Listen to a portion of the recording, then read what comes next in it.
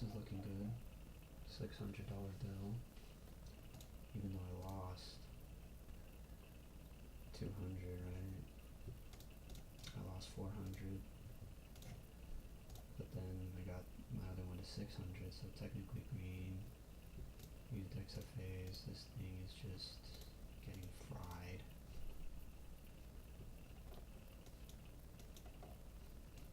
Can't believe that bounce. I just started fighting a trend, huh? Can't believe it. I just continue to fight the trend and it just gets cooked. Well, now it wants to reject hard. Kidding me.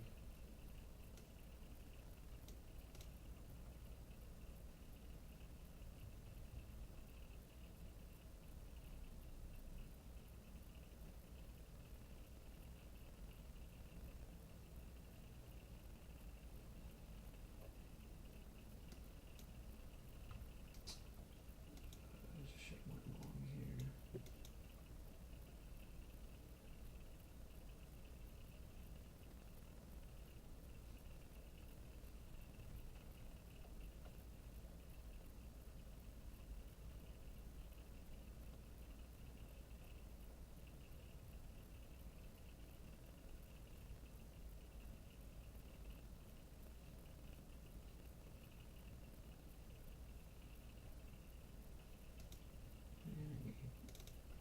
$3,000 bill.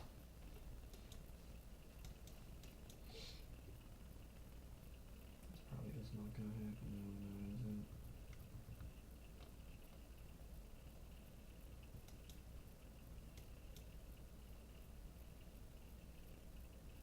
I just could have kept scalping down there. What am I doing?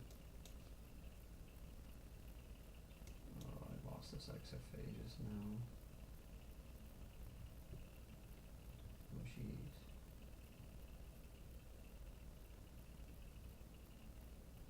Come on, die.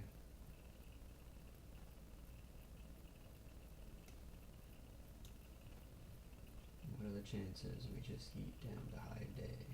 I mean low of day. Looks like it's not high now.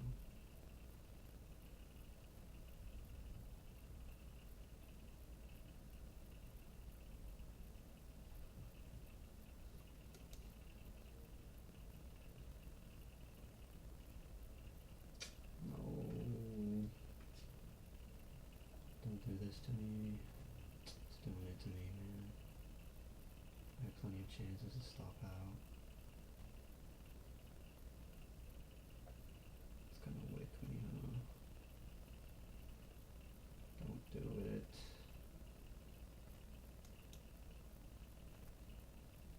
Die, die, die.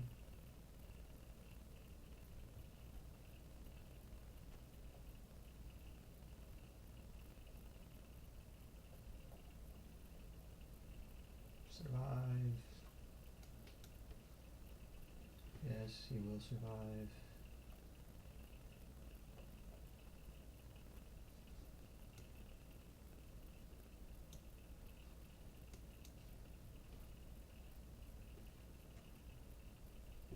Yes, survive. I had to just leave.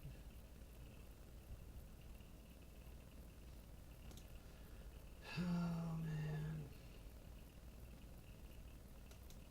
I just blasted this XFA. That was bad.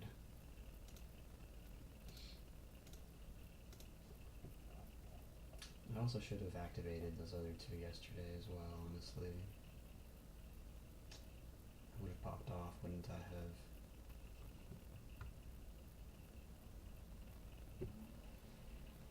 Yeah, and it was great price action, right? Just, oh, I blasted this, not cool.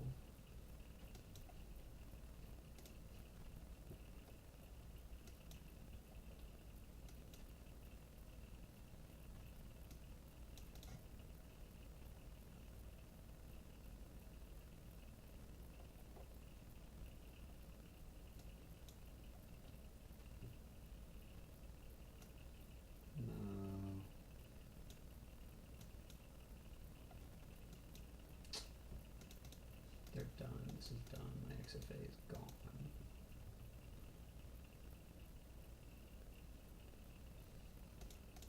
His head was just so liquid too.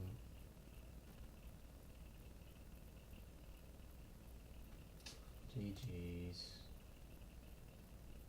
Hey, this isn't proccing yet for some reason. I don't know why that is.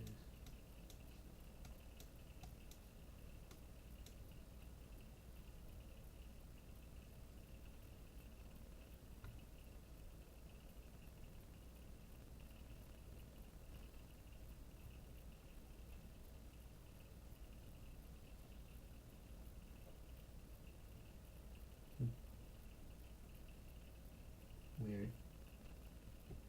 Maybe this saves me.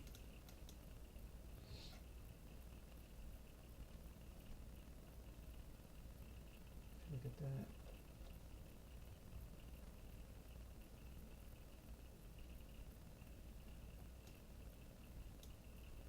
My DML's green, let's go.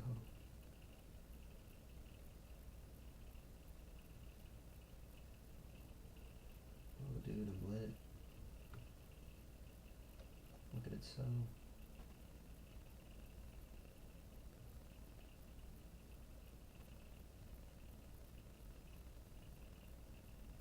Supposed to catch that way earlier, but hey. Well, I guess.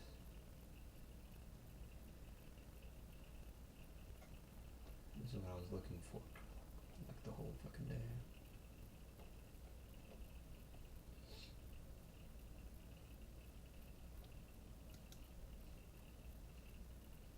I'm back somehow, actually.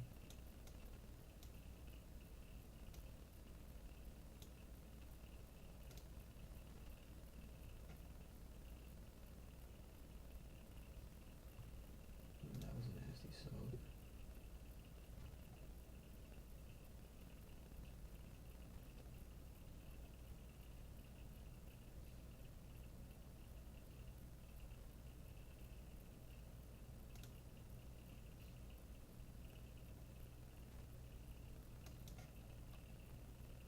Just die.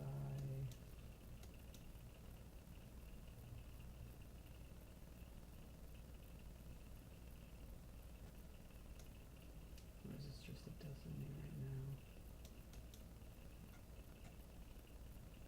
Kind of is just too much, huh?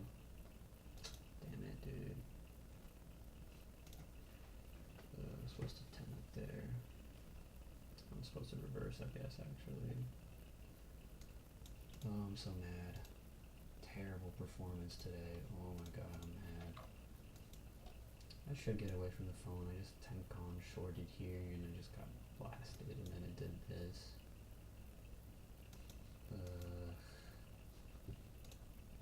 I don't even care about the fucking... I don't really care about the red. What I really care about is just missing a green day. Now I don't really get to like... I don't get to party on Friday. If anything, I have to get a payout on Monday.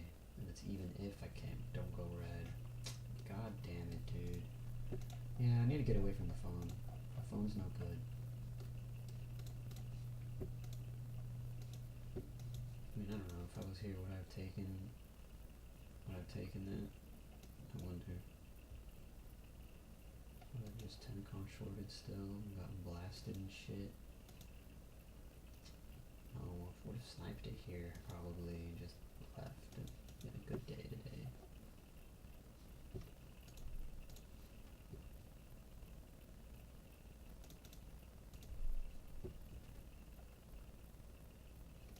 Oh man, I saved it too.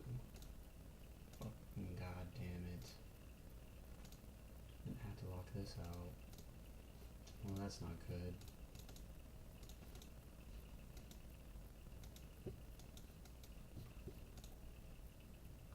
Oh, I tilted.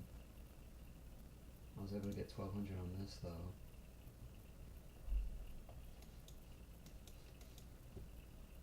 I should have just activated them yesterday though.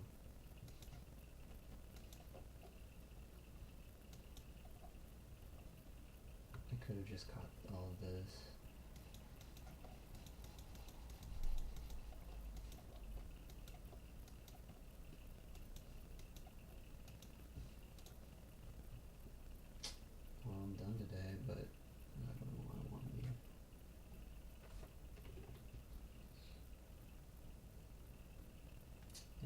lost that XFA. Fuck. Hope I'm out of Weevil.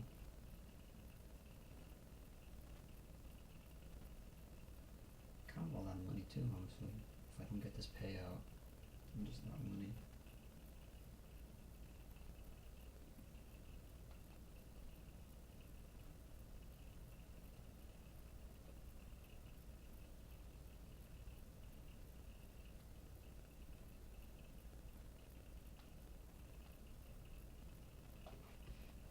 I threw this XFA away. Well, look how great today was. This should also be extremely green.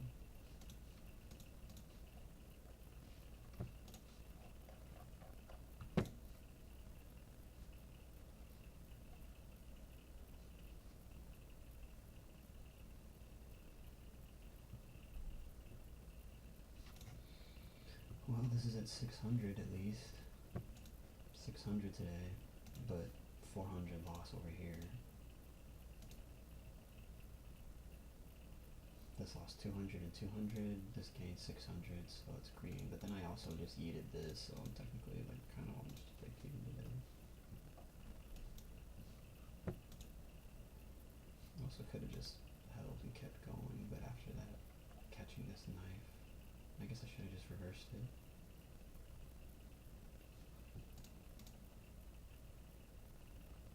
But I just stopped at 1284, that's a big bill, so I'm just out. Very frustrating here though. Again, fuck the red. It's my day, I need my green day, man. I'm supposed to get this and then just completely party. This is unsatisfying. I got this though. Yeah, gotta turn on the phone.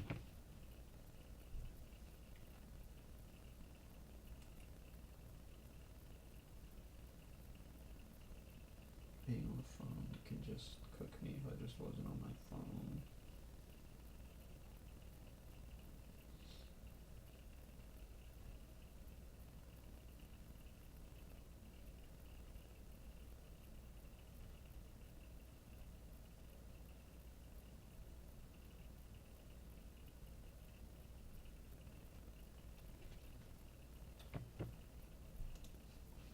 Oh well.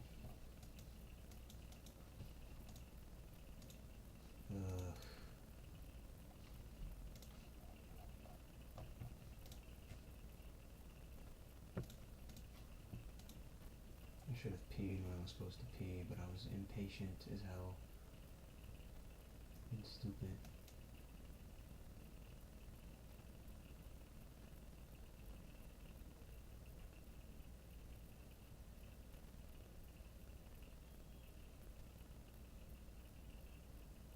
What am I doing too? Those XFAs are hard to get, dude. XFA is hard to get. And I just blasted them. I really should have just taken practice account trades. I also woke up too early. I should have gone up around here, that would have been better, because then my things that are ahead would just be, I could just easily get them to green. Oh well though. It's good to stop the bleeding. As frustrating as it is, this is a good thing. I'm only going to lose 400 today, you know. How much did this die? This got to 529, and then honestly though, that it was cooked, yeah. My PDLL actually was fried. Because thanks to that, I missed all of this.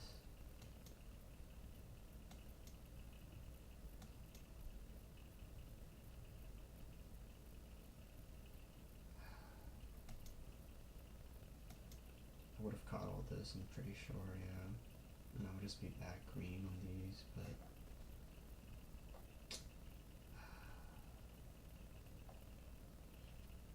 oh, I'm so pissed. And then look at this. This is just easy green. Oh my god.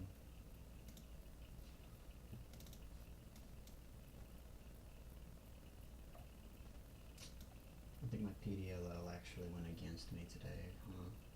Yeah, today was too good.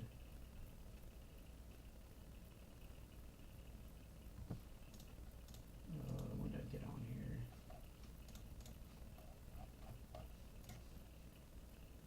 I got on here at 7:19.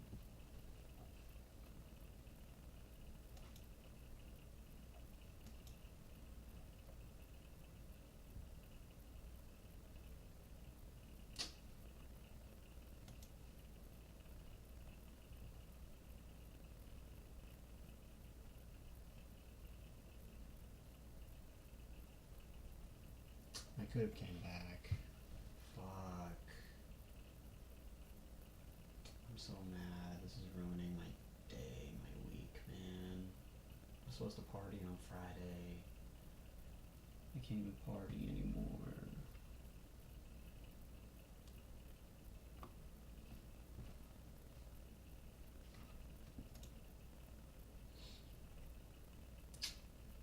Not fun.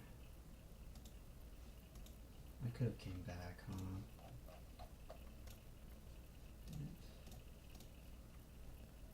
Stupid, just 10 con trades.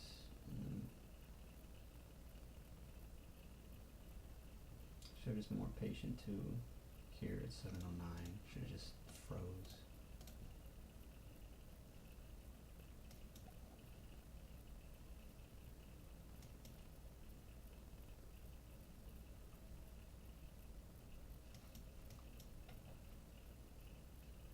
Or I should have just been up or something.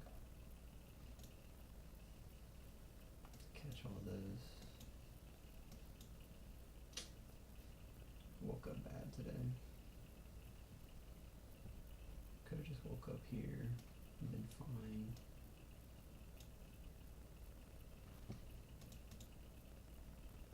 Took 20, wow. Oh, I'm so mad. My PDL cooked me, honestly. Shouldn't have put it on. I think I could have. Who knows? Maybe I'm actually just shit on red and liquidated. Who knows, really?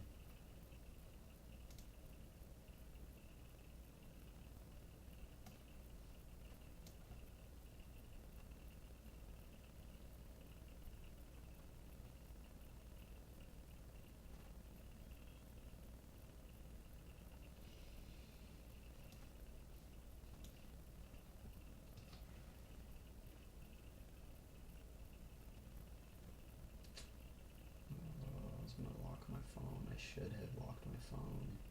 Then I would have just been forced to get up and just look at action. I would have gotten an action here and just found like the perfect short.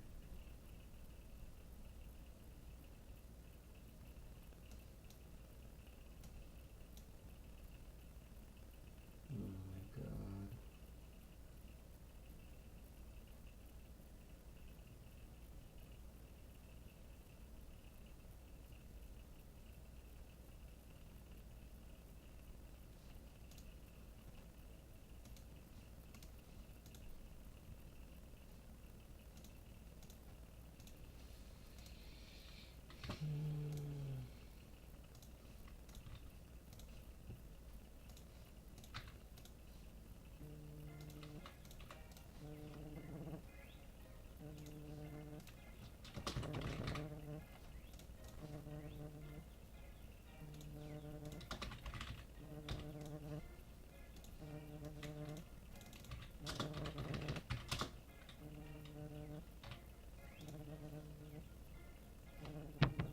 Now my alarm goes off. This is when I should have woken up.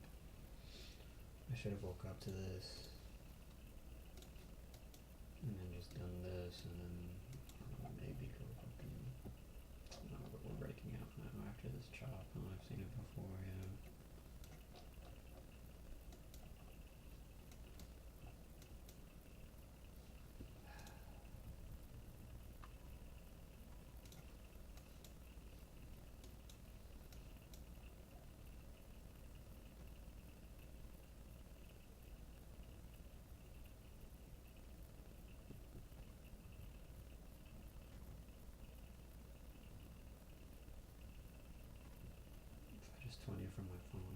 easily blasted myself to 1,000 red though, and just more and more.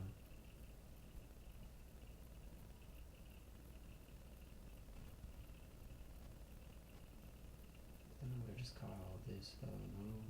Right? Oh, I'm so mad. Terrible trading I made today. Terrible.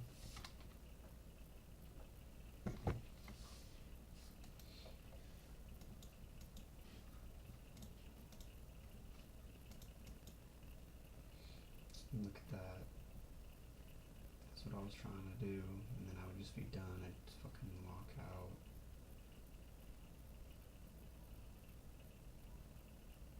That's terrible.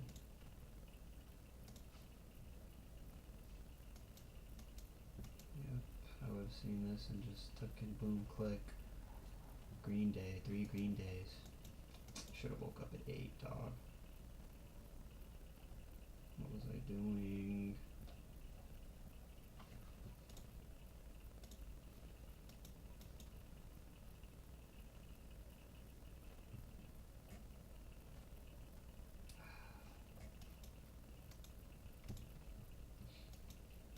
I at least did get this one out of the pack.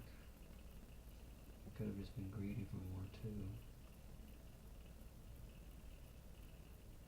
But yeah, no thanks.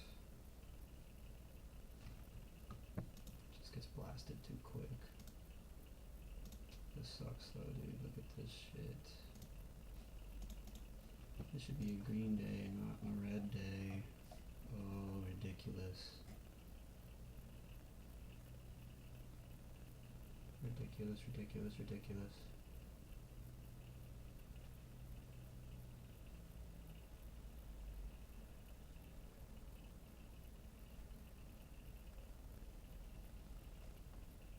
This sucks. This is terrible.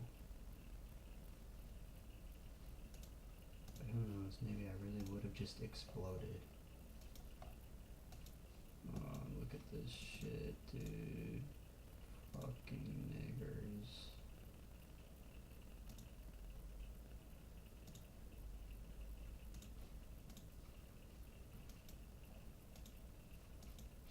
Just terrible. Terrible rash phone trades.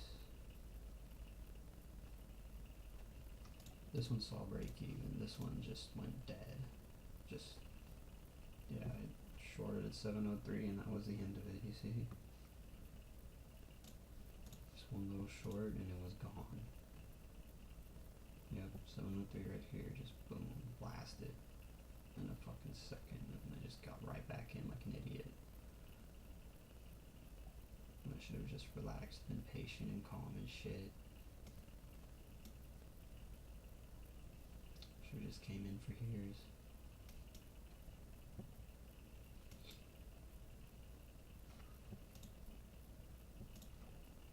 At least this is looking alright though.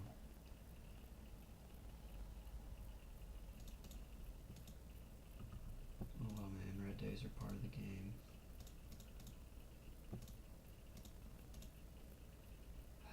It's happened. You know, it's happened just like everything else in life. It's happened and that's it.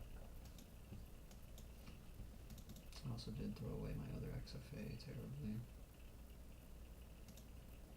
Could get some combines now though, but actually not low on money, but this is all I've got potentially for the next 2 nodes, especially if I do botch this payout, so we're just done. Well, oh man, should have woke up at 8, man.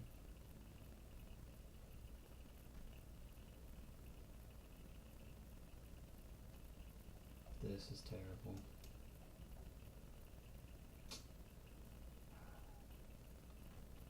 I was just too eager, and then I was on my phone.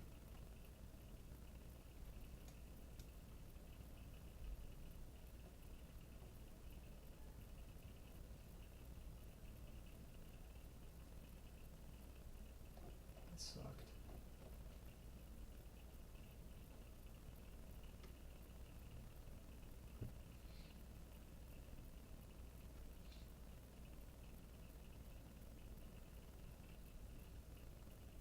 I mean,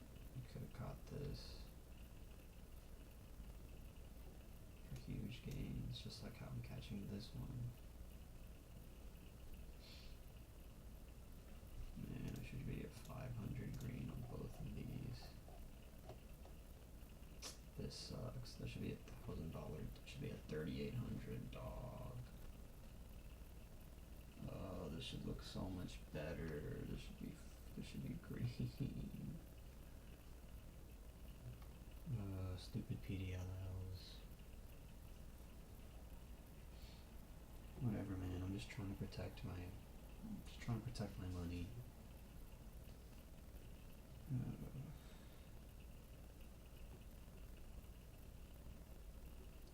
About managing risk.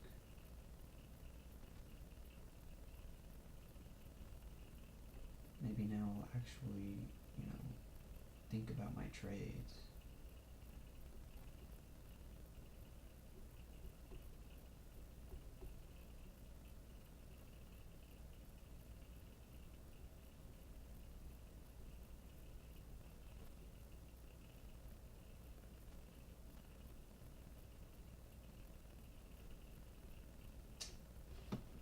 Think about your trades, man. Sucks.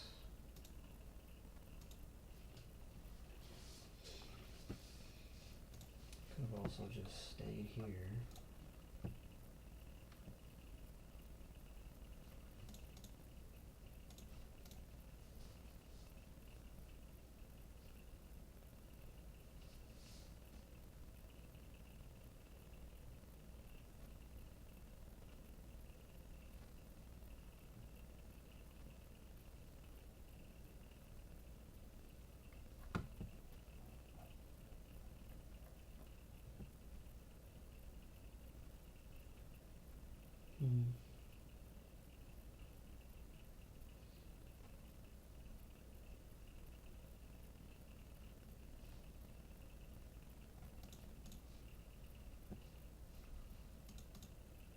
Oh well, we'll just focus on this. This is cool, right?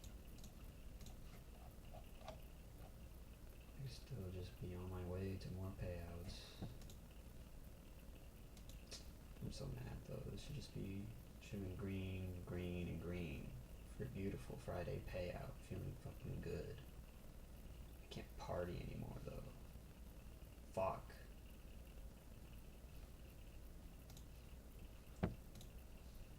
And there's really not much else to do. And I could get a combine, but I don't know, I want to save money. I'm still, it's still something. I'm still big. I'm still 3 green days away, dude. Could have been just 2. But now it's a huge 3.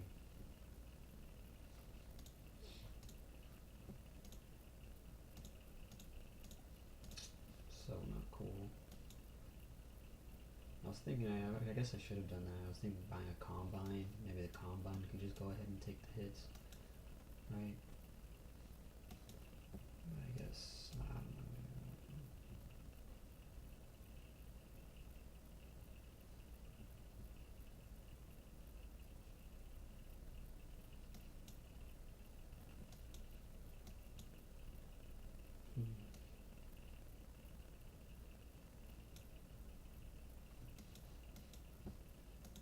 Today fucking sucked. Fuck. Oh, I'm gonna go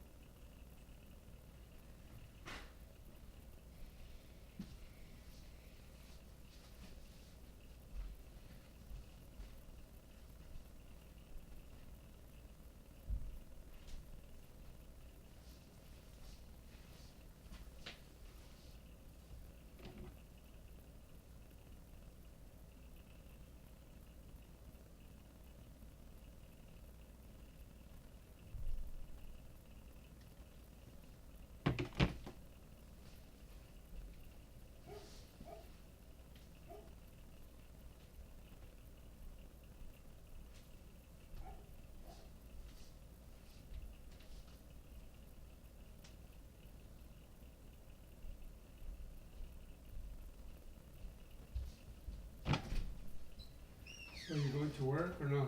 Yeah. They haven't given you a schedule yet? Yeah, they're gonna give me a schedule today, they said. Today? Yeah. Okay, so somewhere in Riverside you'll be working and they'll give you full time? Mm-hmm. That's good. Okay, then did you ever finish all the other stuff? The jury duty, you already took care of that, right? Mm-hmm. Okay, the ticket and then your other payments, you took care of everything? So right now you're not using a credit card, you're using the money that they gave you for your training, the $200. Yep.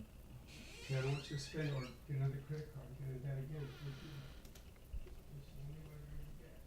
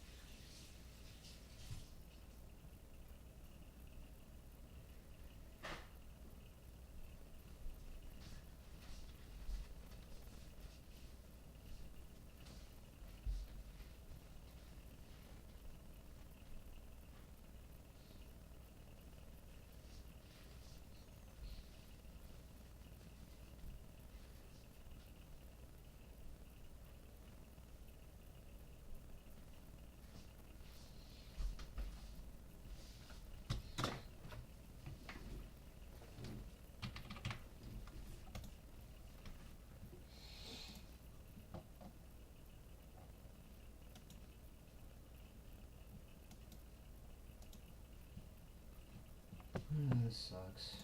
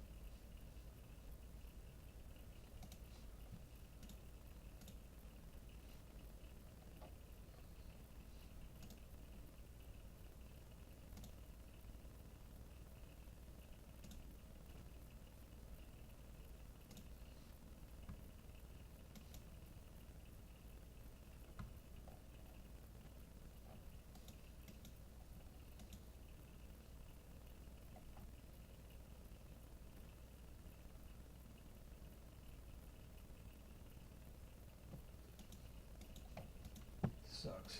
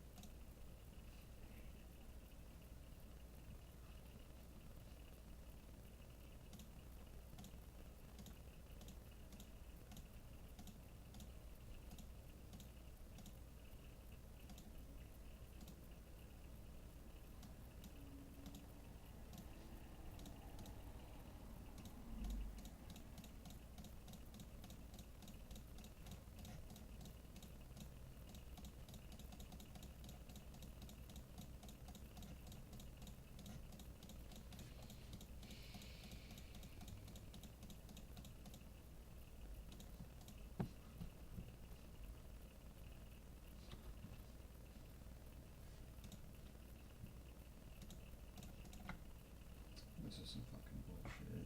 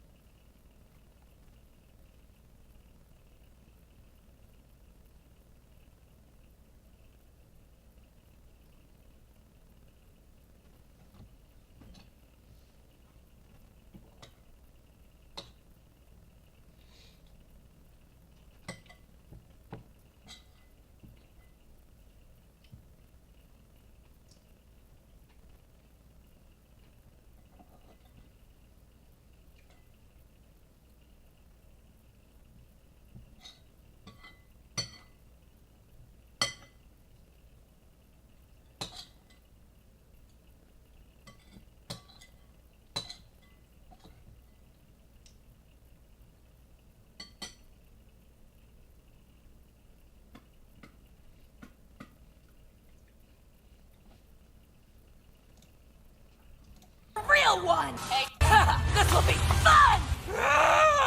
What's up, Doc? I'm guessing you're the real one! Hey, team! I've got some old geezer crying over a Nomu down here. Not sure. But I'll know once I kick him. First, let's find out if you're the real deal! Yes, I am! No need for violence! Only one way to make sure! So this goblin... This will be fun! What's up, Doc? I'm the real one!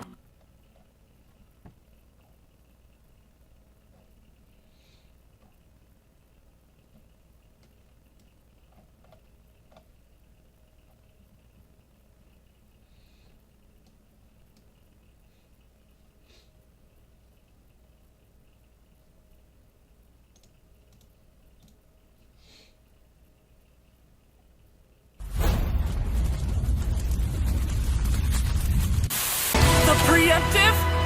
Finding Lacquer Chain Prison!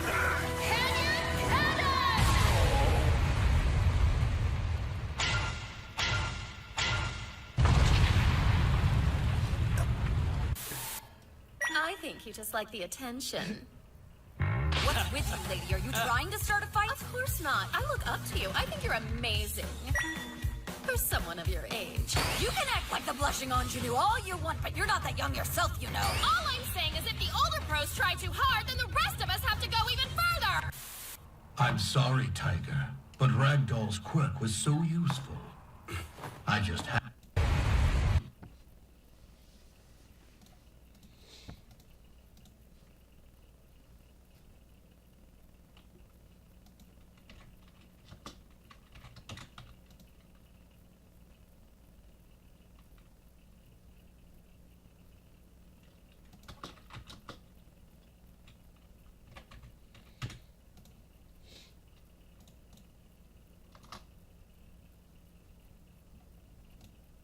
ぶっちゃけ趣味ですよね。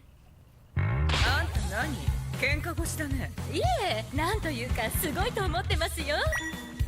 いい年して若さしか取り柄ないですってアピールかしら。若くないのに上が攻めすぎてると私ら若輩者はお手上げっていうかなんか。どこ触ってんの？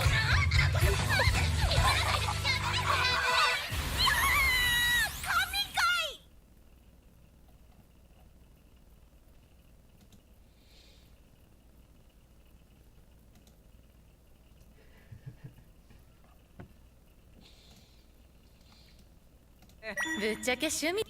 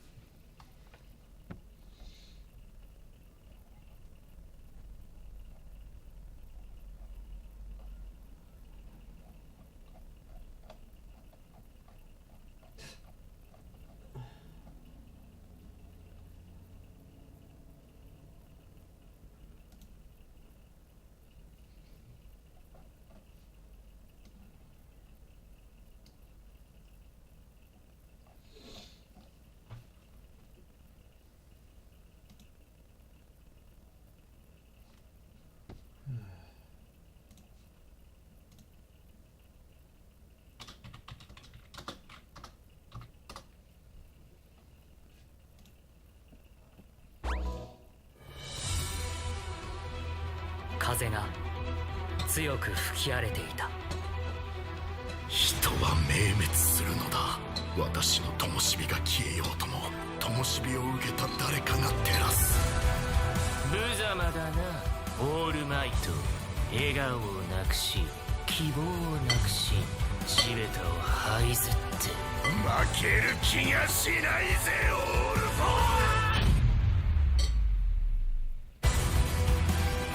オールマイト助けなきゃ緑谷いずく。みんなが見てるぞ。平和の象徴が無力の象徴に落ち耐える様を。世界に夢を見せた男の死で夢は現実に帰るんだ。このまま消えろ。喜びが痛みを凌駕しているうちに。紡ぐんだ意志を希望を。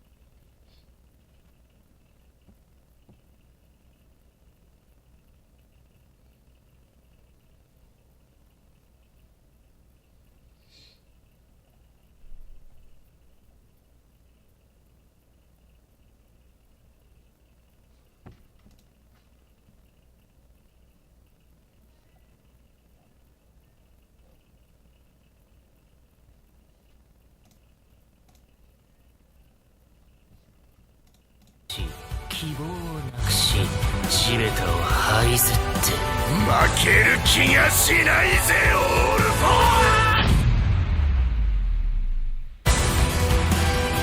オールマイト助けなきゃ緑谷イズク。みんなが見てるぞ。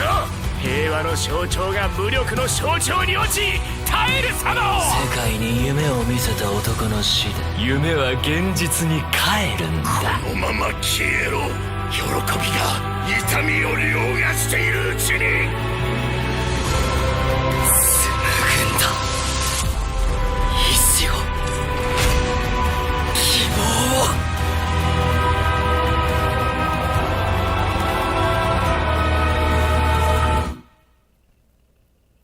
象徴に落ち耐える様を。世界に夢を見せた男の死で夢は現実にないぜよ。みんなが見てるぞ。平和の象徴が無力の象徴に落ち耐える様を。世界に夢を見せた男の死で夢は現実に帰るんだ。このまま消えろ。喜びが痛みを凌駕しているうちに紡ぐんだ。意志を希望を。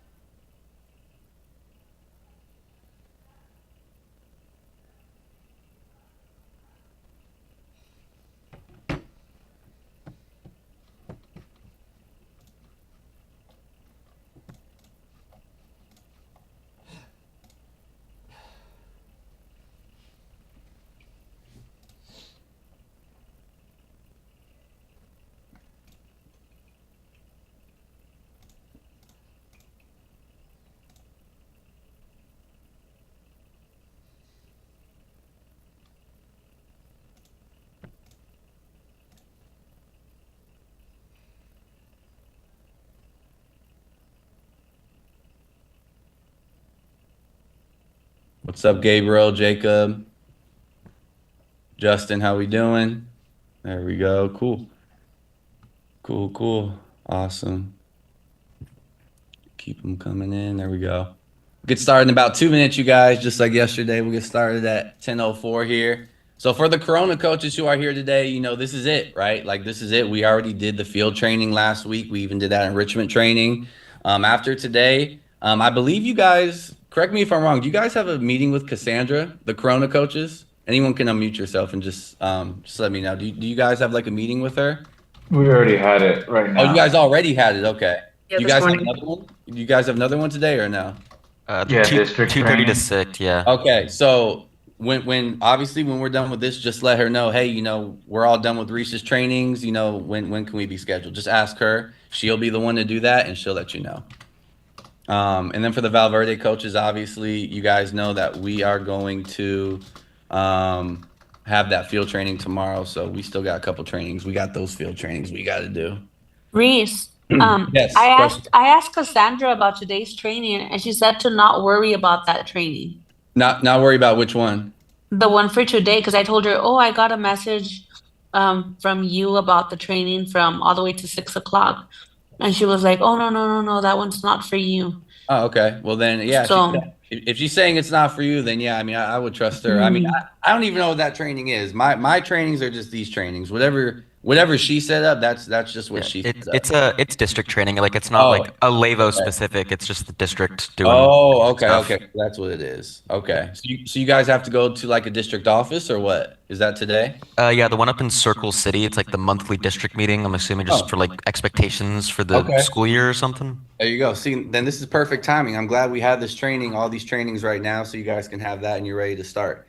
So that's great to hear. That's good. But all right, you guys, we'll just go ahead and get started. Perfect. We got about 37, 38 coaches. That's exactly what we have had for these past couple days here.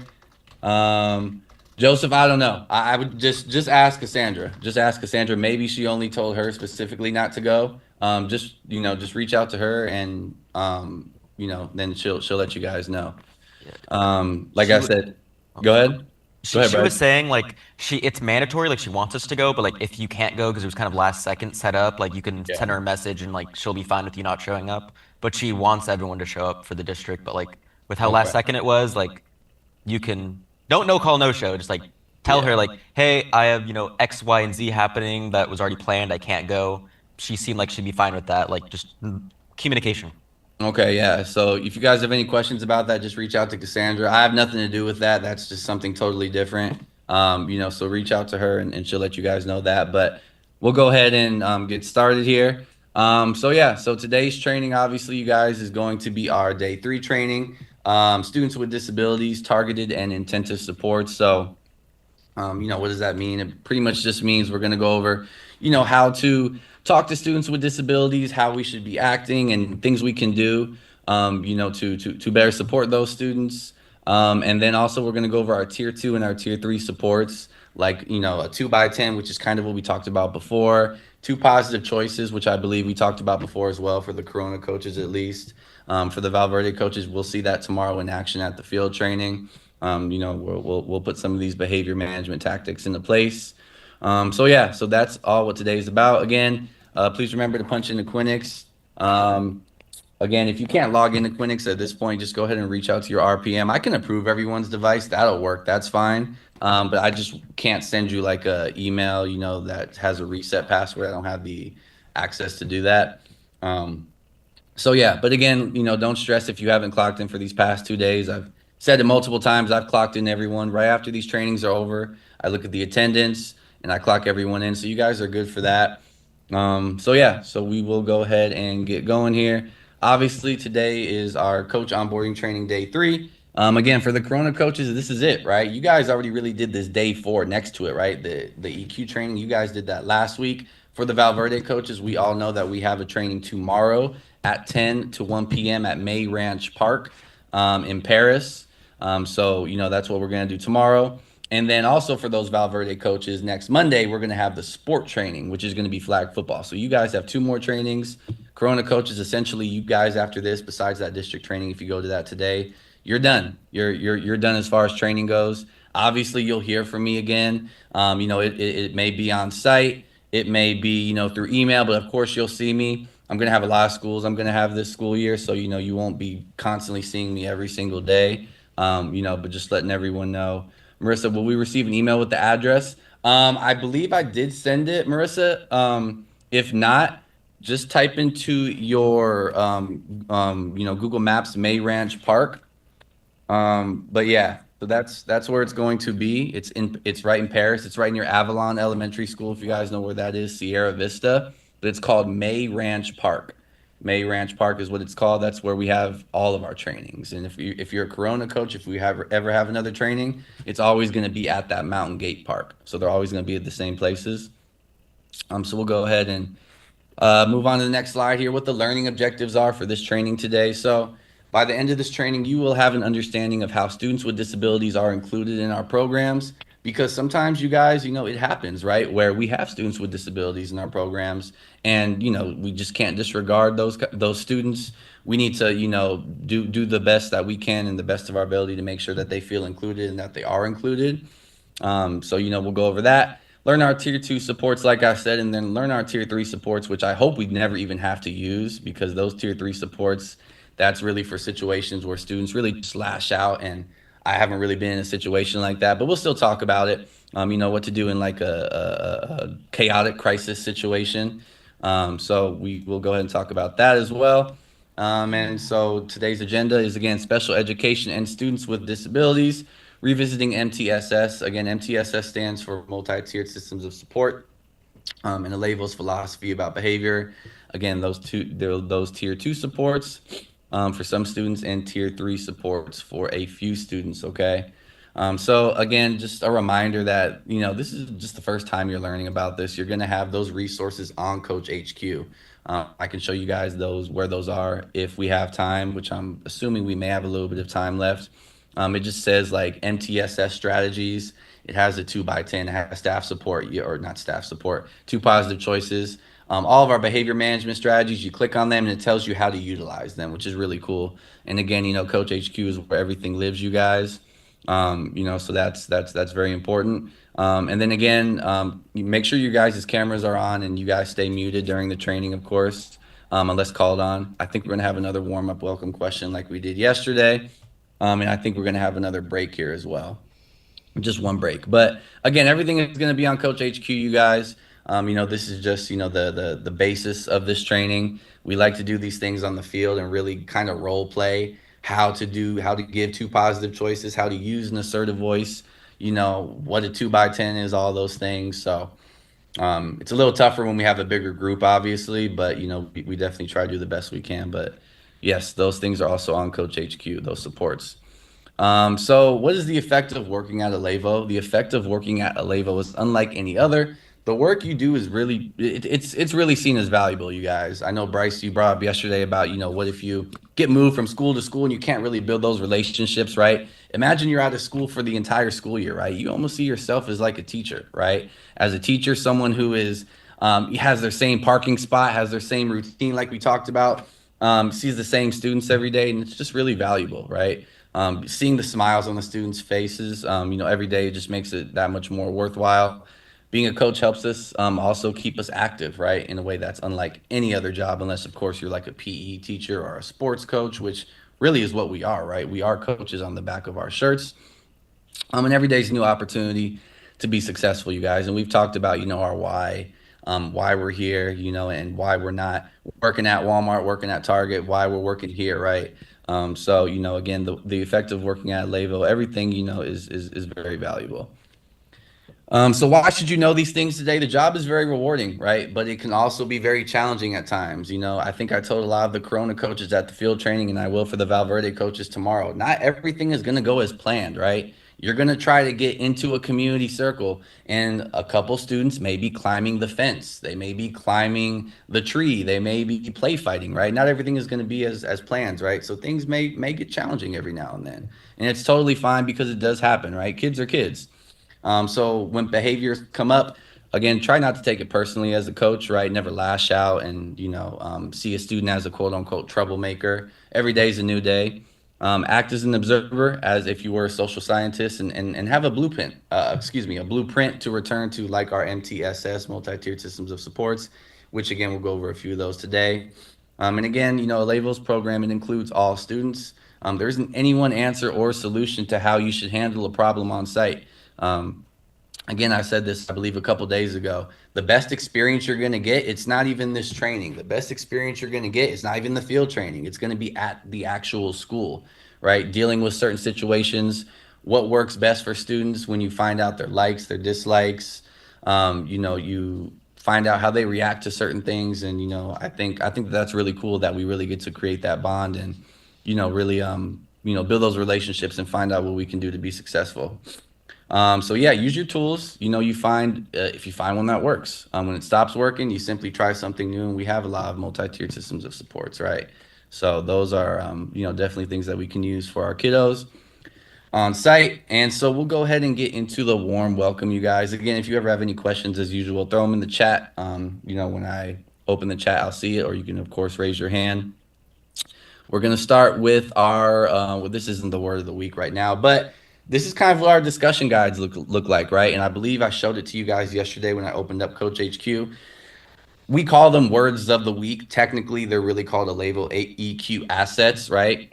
This one, for example, is adaptability, right? Being resourceful. Being resourceful is finding clever solutions and tools to make things work. I choose my attitude is the saying, right? And again, I told you guys about how many questions we have in those discussion guides. If you look at the right side, there's going to be questions around self-awareness, self-management, social awareness, relationship skills, and responsible decision-making. You would ask something to the students along the lines of, let's see. How can you stay calm when something unexpected happens, right? So how can you adapt, right? That's essentially like what the whole question is about. How can you stay calm when something unexpected happens? What can you do in that situation? All these questions, you guys, again, revolve around the word adaptability or resourceful, which I think is pretty cool. If you don't have a pencil, I think we talked about this at one of the trainings. What can you use, right? You can use a pen, you can use a colored pencil, you can use a marker. What if you don't have a basketball and you're playing a basketball game? You can use a soccer ball, right? You can use something else. Being resourceful is very important, and I think it's a tool that the students should definitely be able to use. Again, we're not going to do breakout rooms. We're just going to do it right here like last time. I really like that tactic a little more. There's me again in that picture. So we're going to have our warm welcome here.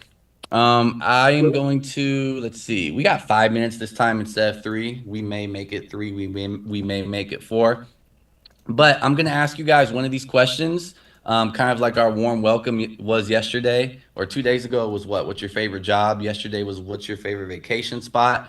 Today's, warm welcome is going to be about self-awareness, right? So I'm going to call on your name, and you're just going to answer one of these questions, okay? Would you rather learn a new skill by watching videos online or having someone teach you? What's something you can work on to make yourself more resourceful? Or what does resourceful mean to you in your home, okay?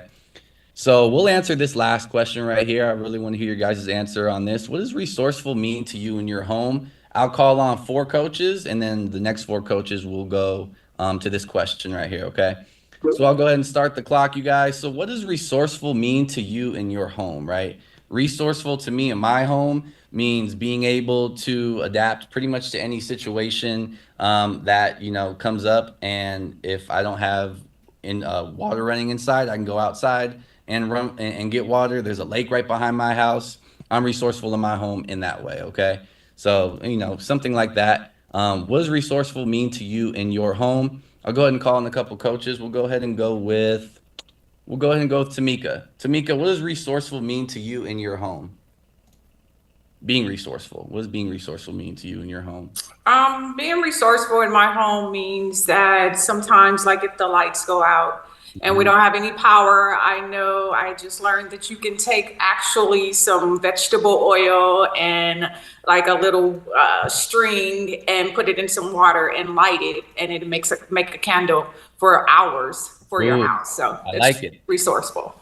I love that. There you go. Cool. Awesome. Great answer, Tamika. We'll go to the next coach. What does resourceful mean to you in your home? We'll go ahead and go with Gabriel. Go ahead, Gabriel. What does resourceful mean to you in your home?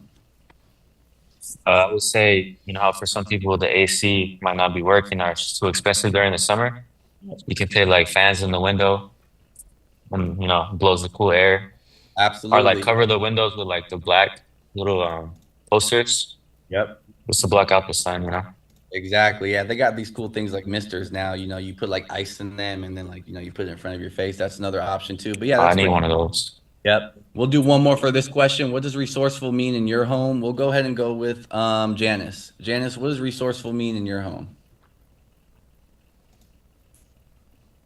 I feel like being resourceful in my home is like being able to find anything like to make a meal, like maybe like a can of beans, some rice, literally like any scraps that we have that I can make for my little brother. Okay, cool. Awesome. Great answer. Cool. We'll go ahead and go on to this next question. So for the next 3 coaches, I'm going to ask, what's something you can work on to make yourself more resourceful, right? What's something you can work on to make yourself more resourceful? I will go ahead and choose Daniel. Daniel, what can you do to make yourself more resourceful? What can you work on?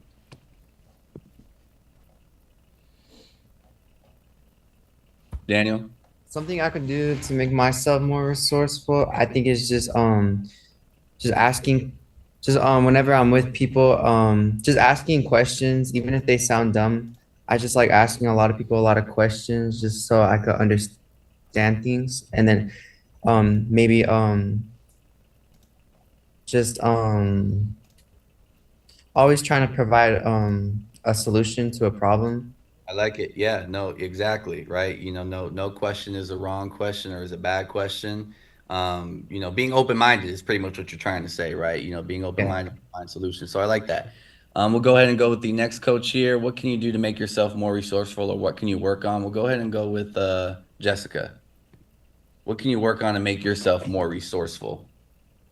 Honestly, being more organized, having a backup plan if something happens, so the organization skills like really help having that foundation to things. Yeah, kind of like kind of like a EQ game, right? Like having a backup game if if you don't have any basketballs and you get on site, or if you only have two soccer balls and you get on site, right? Having like a backup Yeah. preparation. So good answer. We'll go ahead and go with one more, coach, for this one. We'll go ahead and go with Tatiana. Tatiana, what is something you can work on to make yourself more resourceful? I would say one, planning ahead, always making sure that I know what steps I'm gonna go and what steps I'm gonna take in the event of anything, as well as I will also say having an open mind to reaching out and asking questions more, asking what should I do if I do get stumped instead of standing and looking crazy. Exactly. Yeah, no, that's This communication. yep. Yeah, no, I think that's a great answer, you guys. Even if on day one, maybe you're confused about how to get into the school, where to park, right? Reach out to JT, right? Hey JT, where do I park? The parking lot is full, right? Hey JT, which classroom are we in, or where are all the other coaches at? It's not going to be hard to miss us, you guys, because at the field training tomorrow for the Valverde coaches, you guys should be getting these orange shirts. The Corona coaches, you guys already got them, so we're very recognizable, which is really cool. But yeah, just being resourceful in any way possible, you guys, by having a plan of action, asking questions. Great job. So we'll go ahead and go here. We just skipped that breakout room. We did it ourselves. And so we'll just get right into the thick of things, you guys. I got something in the chat. Work smarter, not harder. Yeah, yeah, that's a good one, Marissa. I love that.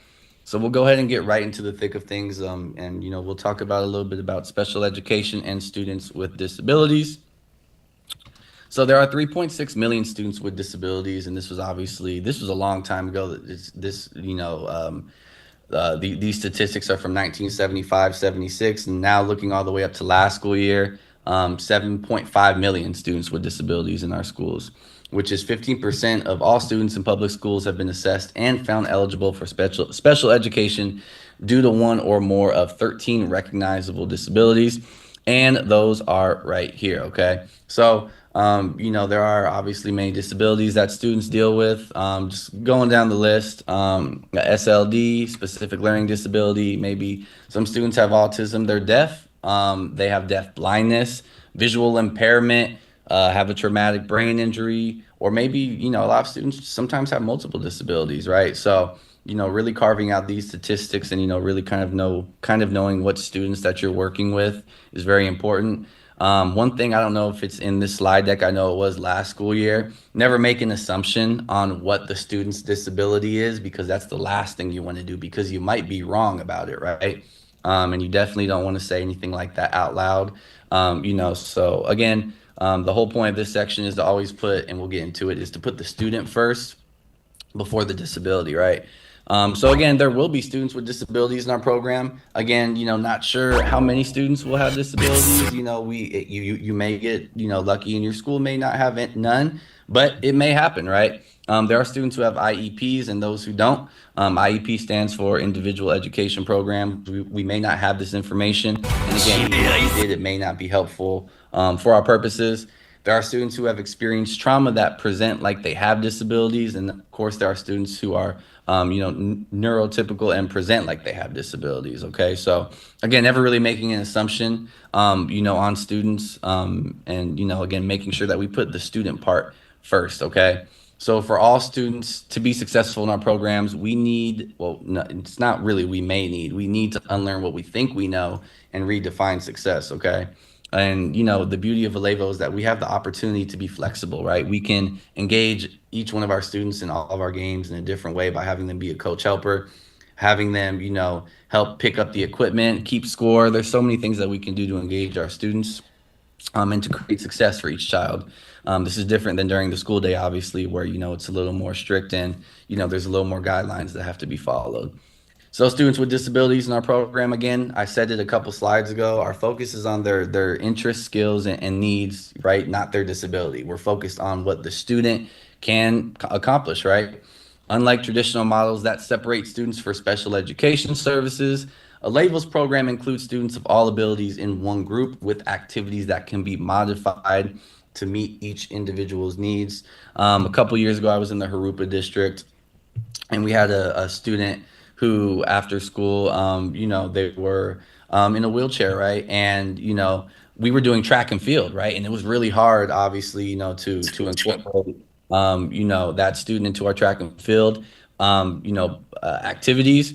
But our coaches really did a great job. They had them be scorekeepers, timekeepers, right? One of our coaches even pushed that student, which I think was really cool. So again, some of these things may come up in your programs. It's all about what you can do, to make the learning environment and the environment, really successful for them, right?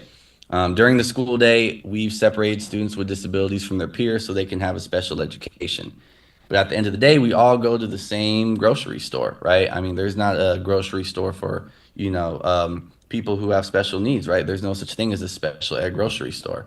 Okay. So, a lot of things just in our world, besides school, are meant for everyone, right? And that's what Alevo is. Alevo has programs, built for everyone. So I want you guys to think about it. Go ahead and get your chat box ready. This will be our first one. I think we only have like 2 of these today.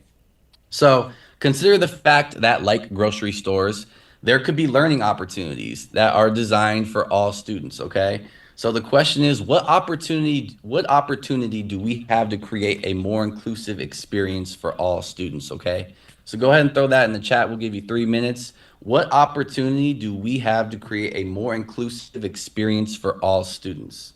Go ahead and throw your answer in the chat. It can look it's not letting me play 3 minutes, but just know you guys have 3 minutes.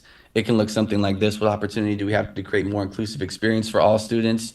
We can involve everyone in our EQ games, and modify them, right? So we could say something like that. Go ahead and throw them in the chat, and I'll read them off. By treating them equally, absolutely. We were able to adjust games so everyone's able to play. Yep, exactly. The opportunity to make everyone feel accepted and normal. No one wants to feel unincluded. Jacob says, make sure everyone participates. We can cater to their needs. Equality. We can adapt our games or lessons to accommodate everyone fully. Adapt games and lessons. Having the ability to adapt games and allow everyone to participate. Think about inside the classroom too, right? Think about, doing our enrichment. Learning everyone's names and greeting them daily. Yeah, exactly. We can be sure everyone is equally involved. We modify our plans. We've got a lot of them coming in. Let's see. By making them feel included in all lessons and activities. Opportunity to empower every student in every way. Learning the chemistry, ups and downs between the kids so they don't feel left out. And learning everyone's name. We can make sure other students don't make them feel unwanted or different. That's a great one. Exactly, right? So great answers, you guys. I think that there are a lot of things that we can do when we get on site to make sure all students, are successful. We got a couple more coming in. By building bonds with all the students, treating students equally, and modifying lessons that include everyone so everyone can enjoy what we're doing. By making it more personal and allowing the children to have a voice. Yep, that's exactly what our community circle is, right? We're not gonna, if a student's in a wheelchair, we're not gonna not include them in our community circle. Like that just doesn't make sense, right? Everyone's gonna be treated equally, and we have the opportunity to make everyone, be treated equally here at Alevo, which is great. Having the ability to show that everyone can have the chance to have a great time, regardless of their circumstance. Cool. I love it. I love it, you guys. We'll go ahead and go to the next slide here. We'll go ahead and skip this brain break. This is a brain break here that is called lazy 8 breathing, though. Again, we went over brain breaks yesterday. Very easy and very simple one, where it's like a sideways 8, which is an infinity sign. Students inhale when they go around one side, and they exhale around the other. So a pretty cool one if you want to, help self-regulate, students and even yourself, right? So we'll keep going into talking about with great power comes great responsibility. Obviously, this is from, the movie Spider-Man. Now, what does this have to do with what we're learning about, right? We have the power, right, as coaches to, involve every student on site, and that comes with, a great responsibility, right? So with that, how do we talk about students with disabilities, okay? The use of the term special needs, right? Again, what did we say earlier? We want the student to come first, okay? So you really don't want to say special needs student, maybe something like student with a disability, right? You want the student part to come first. You want to focus on their needs, their interests and things like that. Again, wanting them to feel a part of the culture that we have.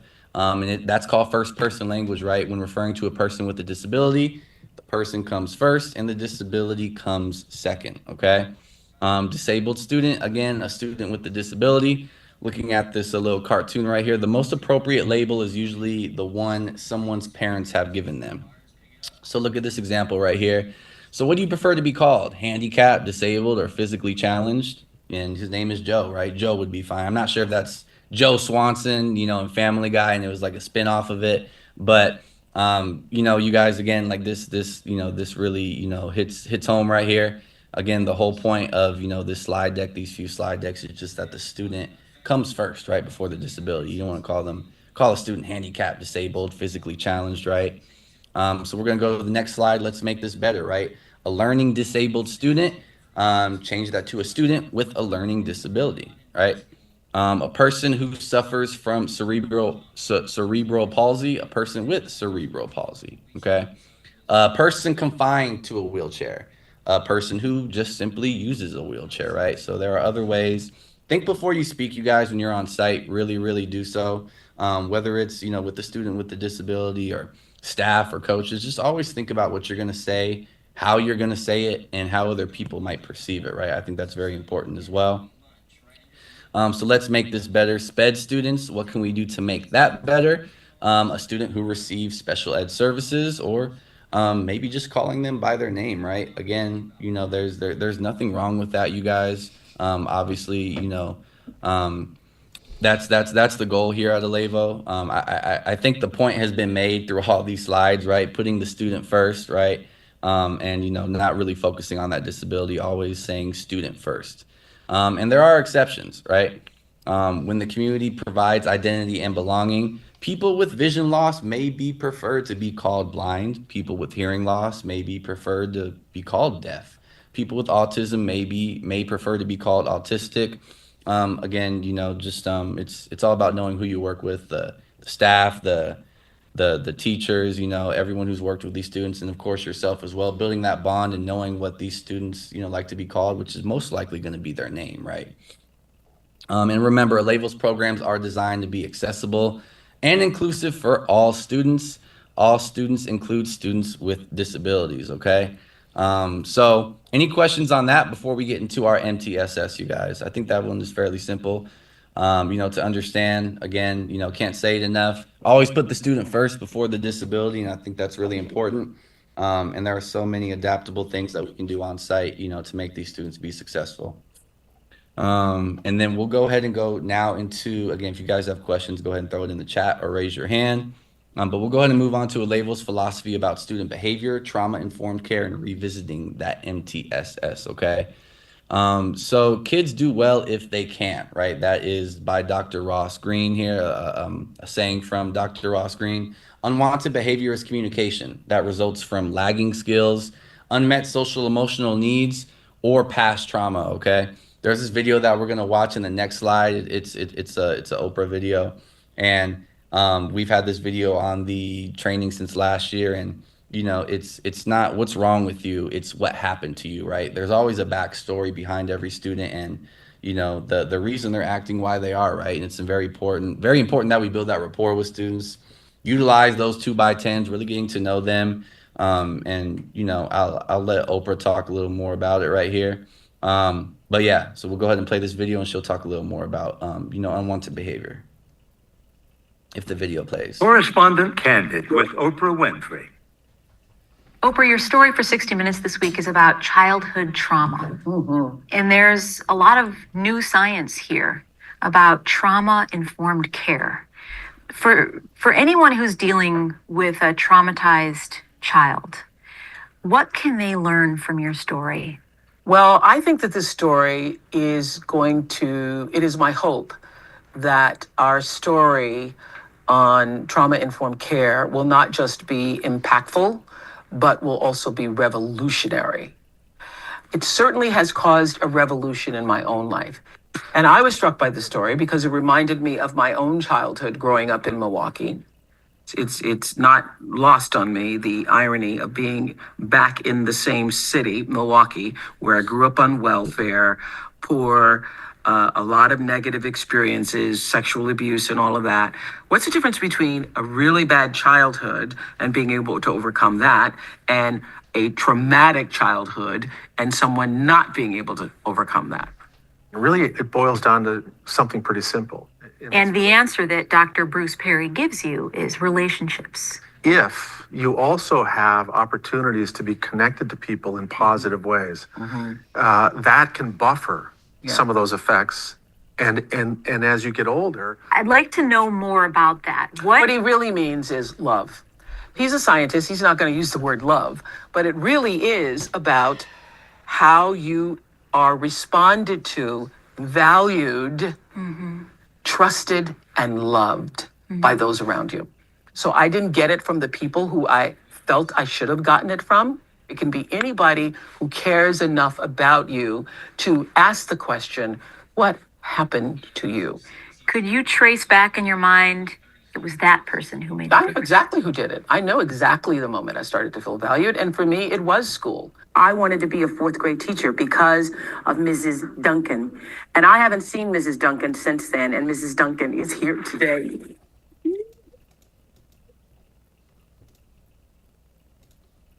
The moment I felt the most value was in my fourth grade class when Mrs. Duncan said to me, I was the one who was chosen to lead the class and whatever it was. So what was I like? I don't really remember. I do remember you. That was You were such a fluent reader. Well, if I had had a class full of students like Oprah, I would have been floating on air. Mrs. Duncan instilled in me this sense of believing that I mattered. And that is what every human being is looking for.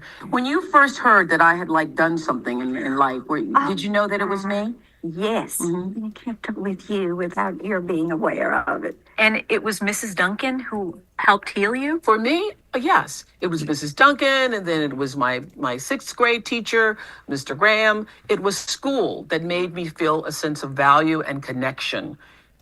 You learned a lot on this story. Oh, I learned a lot on this story. This story was life-changing for me. Life-changing, really. Life-changing. And people use that word rhetorically. Life-changing. It's changed the way I operate in my business, with my people, with my school. 1, 2, 3. You say that the most important question to ask of people who have gone through trauma is not what's wrong with you, but what happened to you. Yeah. Yeah. Yeah. So when you see, a church being shot up, or you see, all of the headline making stories of people seemingly gone mad, your first thought is, what happened to that person? Right. Right. What has been life changing for me is the question, what happened to you? Not what is wrong with you, but what happened to you? Which is an important question, not just for people who have been so-called traumatized, but it's the most important question you can ask of anyone. I can say that of all the stories I've ever done in my life and all of the experiences I've ever had and people I've interviewed, this story has had more impact on me than practically anything I've ever done. It's changed the way you see everyone? It's changed the way I see everyone. So when I have an employee who is acting out of line or who is just being a jerk, I don't think, what's wrong with that guy? What's wrong with that girl? What's wrong with that person? I think, I wonder what happened to them. I wonder what happened to them. I wonder what happened that caused them to behave that way. That's what this story did for me. Boom, awesome. We'll stop it right there, you guys. So, again, how many times does Oprah say, just really think about that when you're on site, right? If a student is, not acting, a certain way that, you want them to, and, you don't want to, again, the first thing you don't want that you don't want to come to your mind is what's wrong with the student, right? Again, what happened to the student? What can we do to better support them? Maybe I can go talk to them and, maybe talk about what they're going through. If, anything that is, making them act a certain way. Obviously not getting too personal, and too deep into conversations with students. I think there's like a school counselor at every school, if you do realize, they are going through something at home or whatever the case may be. We're all mandated reporters. Everyone should have taken that mandated reporter training. If something like that, arises and you feel like you need to report it. But again, always thinking on site, right? What's not It's not what's wrong with you, it's what happened to you, right? For these students.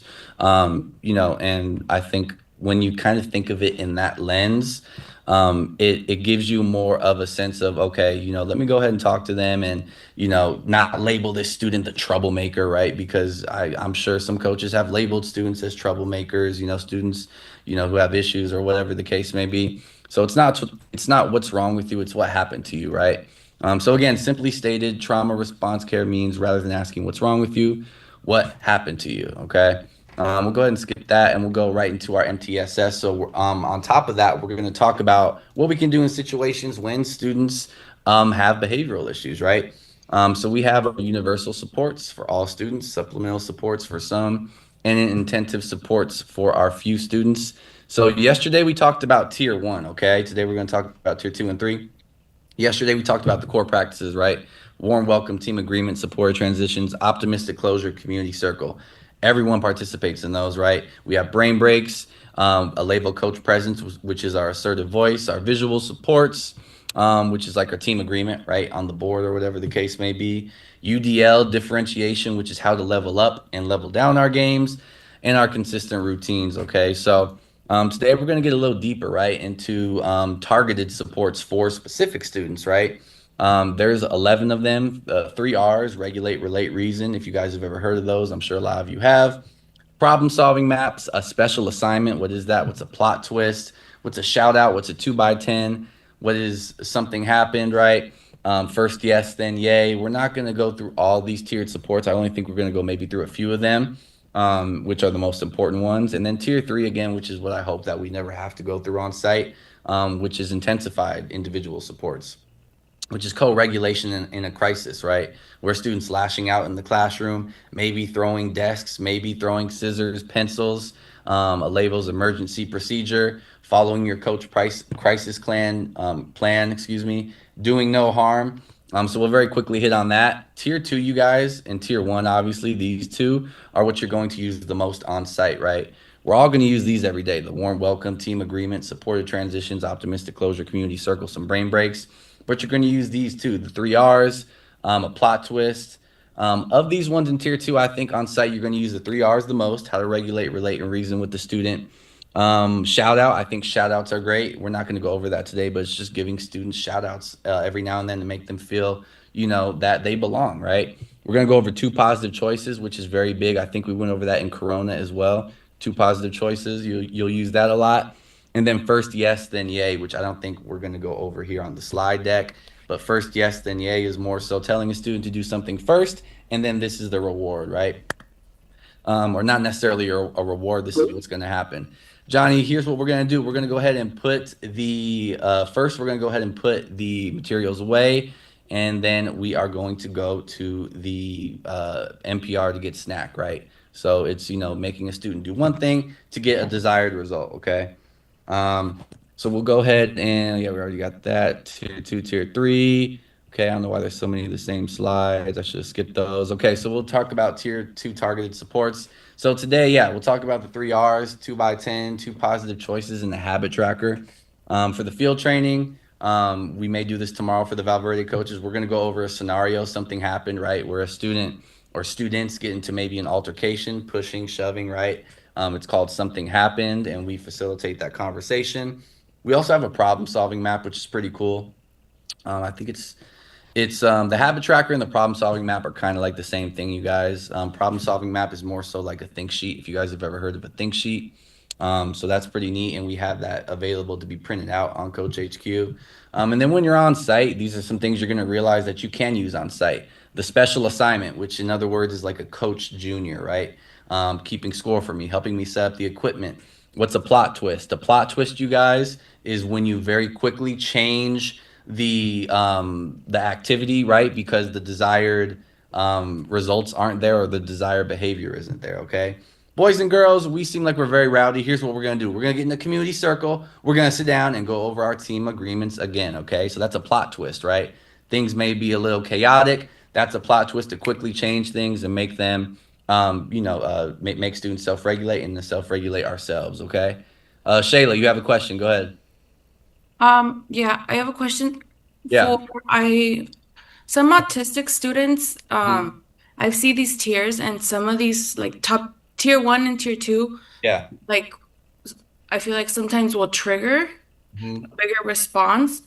What would you suggest when it goes from, okay, we're gonna transition now, we're gonna clean up to go to supper, and that leads to a trigger to a tantrum that can constitute as a tier 3? Yeah, exactly. And that's what we'll get into later. We actually have slides for that. You first, and we'll get to it later. I'll very quickly hit on it. If it does trigger something like that, you want to get students all out of the way, all the students out of the way in that situation to make sure everyone is out of harm. And at Aleva, we have a no hands-on policy. You don't really want to put your hands on their shoulders and try to calm them down. Let whatever is happening happen, right? Let them get it out of their system, and then you use our 3 R's to regulate, relate, reason.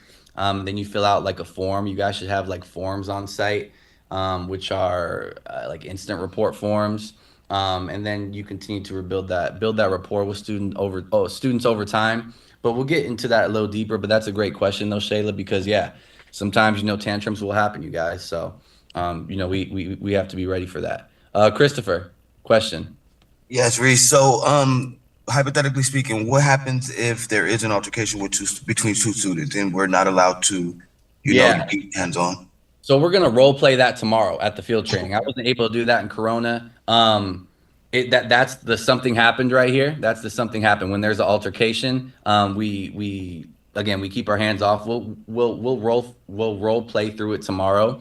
But to be honest with you, Christopher, are you talking about like a full on fist fight or what kind of altercation are you talking about? Like how severe?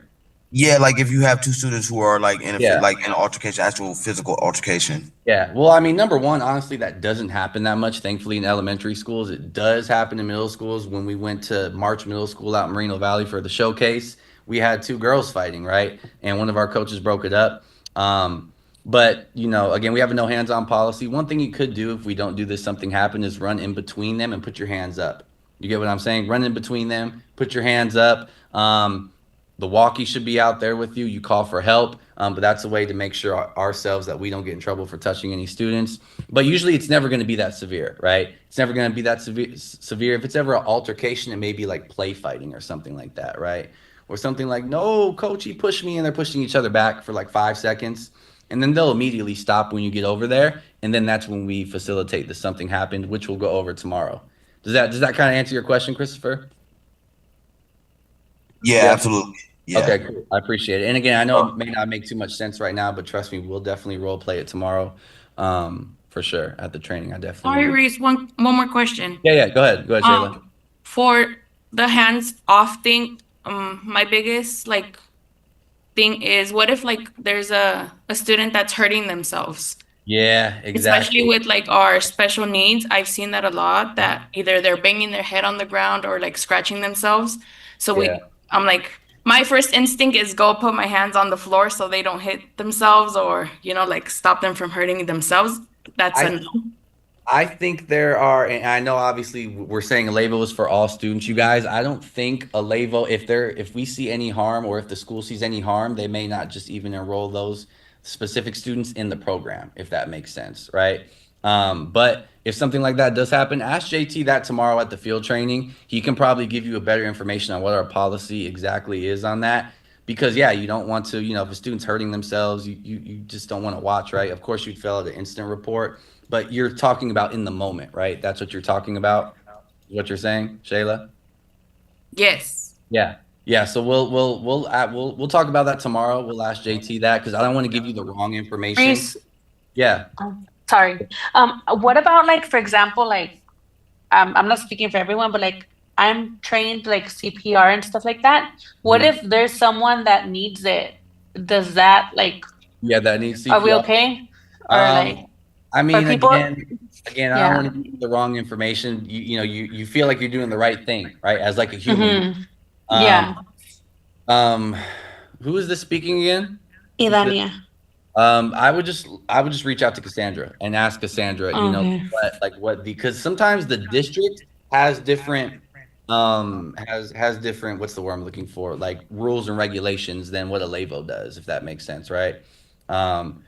So yeah, if you don't save the kid, can't you be charged criminally? Hey, I'm not gonna get into Yeah. all that, but I do remember this. Something like this did happen in Chino a few years ago, and Chino, I believe what happened was they said, "Hey, you guys aren't trained on CPR, but if some of you are, and the coach was like, "Hey, I'm just trying to help out in this situation, right?"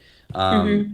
I forgot how that ended. I think that coach was not asked to come back to the district again, so I don't want to give you the wrong information. Yeah.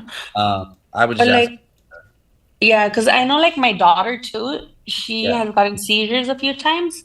Mhm. And with her, it's like they fall, so you're supposed to try to like put them on their side. And so it's like, what do you do in those cases? Like, do you touch them or do you just leave them? Yeah, You know? exactly. And again, hopefully, none of these things ever, get to that point. Again, I think if the school season sees that there may be an issue, with students that have, certain major needs, they may not even be placed in the after school program, if that makes sense, right? Because they may need aid every day, and maybe we can't provide or support that. But again, we'll just talk to your RPM about that. Because that is very important. I've got that question a lot too, for sure. So we'll talk about that more tomorrow. Again, I don't want to give you guys the wrong information and say, roll them over to the side, give them CPR, and then you say Reese told me to do this, and then I get in trouble, right? So yeah, we'll talk a little bit more about that tomorrow. But yeah, thank you guys for bringing those things up because again, sometimes things like that do happen, right? But again, sometimes each district has their own ways of dealing with those special situations.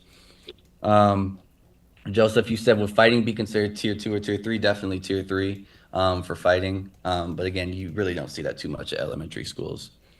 So we'll go ahead and move on here, you guys. Great questions. I appreciate them. Sometimes I just can't give you the answers on all those things when they're like that sensitive. So we're gonna go now. We're gonna actually talk about the three R's, right? Regulate, relate, Can I and say something real fast? yes, go ahead. We got one So, question. this is just a little insight for Valverde. Valverde usually does have someone always on site that's trained the liaisons. Okay, there you And the go. managers get trained yearly. So I've done it a couple times, but they usually do have someone on site at all time that can do the CPR. So it's not something we have to worry about. Perfect. All right, cool. Yeah, so the liaisons, and that's beautiful because the liaisons are always there after school. I don't know if Corona has liaisons. I'm sure they do. And I think you guys will have walkies as well. And if not, you could just yell. People will. The schools aren't that big, you guys. When you're small, schools seem really huge, but as we get older, the schools are really smaller. So, if you don't have a walkie, you're able to yell for help or whatnot.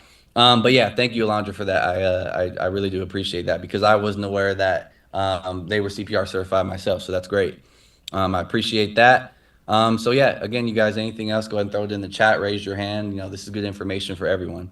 So we'll go ahead and go to the next slide here about our three R's. What's happening when a student Correspondent Candid with Oprah Winfrey. That's the Oprah video. Why is that playing? Oprah, your story for 60 Minutes this week is about child. Let me pause that. Okay, we're going to our next video right here.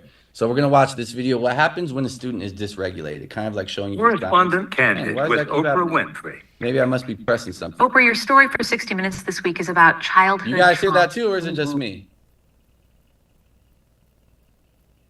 Okay, let me play this video. So I want to talk for a minute about how to teach the brain. One, Oprah, your story for 60 Minutes this week is about childhood trauma. Okay, clearly that's not working. Do you guys hear the Oprah? Is it just me, or do you guys hear the Oprah video playing as well? So I want to talk for a minute about how to teach the brain. All right, Yeah, we hear the Oprah. One of the really important things that we know in trauma is that when we help people understand the injury trauma creates in the brain and help them understand how that impacts the way they respond to other events in the world, it really helps them and their family. So I want to talk for a minute I don't know about what's how going to on teach right the now. brain. I'm gonna just. Our story for 60 Minutes this week is about childhood trauma. And there's a lot of news. Okay, I'm gonna just mute it. Can you guys hear me, but not the videos now? With a traumatized child. What can they learn from your story? Well, I think that this story is it is my hope that our story on trauma. Okay. Can you guys hear me? Yes. Thumbs up if you guys can hear me. Okay, I don't know why the video's playing. Hopefully it doesn't play again. We'll just skip it. I'm not going to press anything else for videos. We'll just skip that video. It was more so just explaining, what happens when a student is dysregulated. That's more so like their Dang, what is going on? Okay, I'm gonna just go to the next slide. So I'm going to talk for a minute about how to teach the brain. Oprah, your story. One of the really important things, childhood trauma. Let me try to And figure this there's out, you a lot guys. of new science here about trauma-informed care. There we go. I'm just deleting the video so we don't have to worry about it.